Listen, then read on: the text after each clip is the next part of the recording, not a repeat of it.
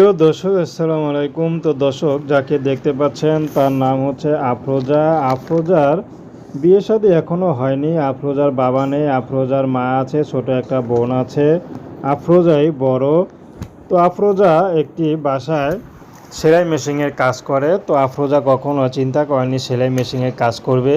আফরোজা চেয়েছিল পড়াশোনা করে নিজের মাকে দেখবে, ছোট বোনকে দেখবে, বাবা বেঁচে থাকলে বাবাকেও দেখতো। কিন্তু আফরোজার কপাল এমনই দুর্ভাগ্য, বাবাটা মারা যাওয়ার পর আফরোজাদের অবস্থা খুবই করুণ হয়ে যায়। তারপর তার মা পরের বাসায় কাজ করে, অনেক স্ট্রাগল করে আফরোজাকে বড় করে। তো আফরোজা বর্তমানে একটি সেলাই মেশিনে কাজ করে, সেখান থেকে যা পায় তা দিয়ে সংসার চলে।